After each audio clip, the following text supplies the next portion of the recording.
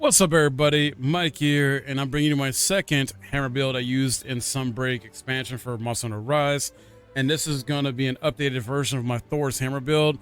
And essentially, I still call it Thor's hammer, but you know, this is basically a thunder hammer build for those monsters that are weak against thunder element. Very fun to utilize too against those certain monsters, because you will come across those in this expansion. And it's just nice to have an extra leg up on them. You don't necessarily have to use this. You can always go with the previous hammer build I showed you in the other video with the stun and paralysis and do just fine. But if for those that want to, you know, utilize elemental, hey, this is for you. All right, as usual. So let's go into the stats first with this. All right. So attack is 346, a little bit weaker, I believe, than the last one, but that's okay. You might be doing lower attack damage by, you know, by like what, 20 something, because like last one's 368 ish, I believe. So you lose some attack power with this, but you have the 42 thunder elemental. So you kind of got to anticipate this with elemental weapons.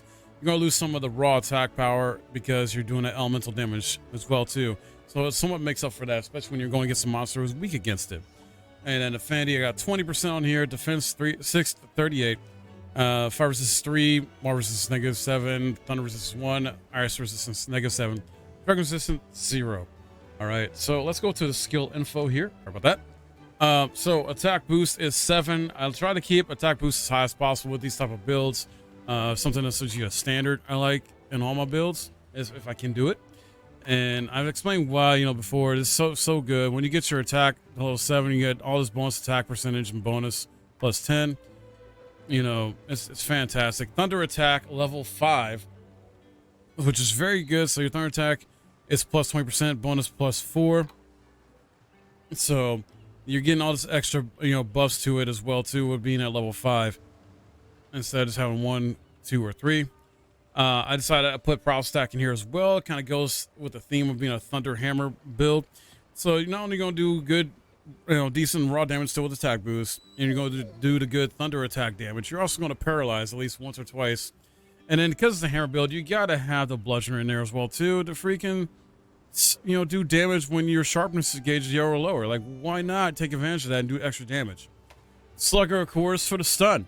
You know, you're now, so this actually has somewhat boost in a sense from my other build, my other hammer build, where that was focused on stun and paralysis. Well, now you got a lot more options, right? Just a little, well, maybe a little bit more, maybe not a lot, but you know, you're stunning, you're still doing your paralysis, then you got the added thunder attack bonus, you know, and you're still bludgeoning as well, doing extra damage there, and attack boost. This is just not, this is a less raw version of it. And then of course, defense boost is still a factor in here. It got level 3 though, not as high as the previous one, because I had to make room for thunder attack, of course. Stun resistance, always a standard in my opinion when it comes to my builds. I hate being stunned in this game.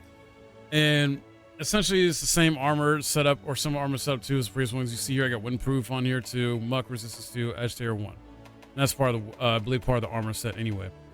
So, once again, let's go ahead, and I'm actually going to go over here this time to show the armor and the decorations at the same time. You got Astalos Sparker Plus, that's the weapon. I didn't put a range blade slot thing for this, but yeah. So I'd go with that as far as the weapon choice. That's why you got this axe looking design here, which looks very badass. You know, it's a hammer. Bolt Jewel 1 with the weapon. And then pretty much the same, or mostly the same setup here. I think the waist might be different. But Philosophy Helm, Blunt Jewel 2, Defense Jewel 1, so that's kind of the same there. Bear of Mail X, Blunt Jewel 2, and then Anjanath Van Braces X, Bolt Jewel 1, that's for the hands. Ace Anjanath Coil X, we got Paralyzer Jewel 2, Bolt Jewel 1. Bolt Jewel 1 is there, so 2 of those. Philosophy Greaves, Paralyzer Jewel 2, and another one on there as well. Kept the Thunderous Talisman as well. Decided to put KO Jewel in there and Bolt Jewel in there. And essentially that's the setup there.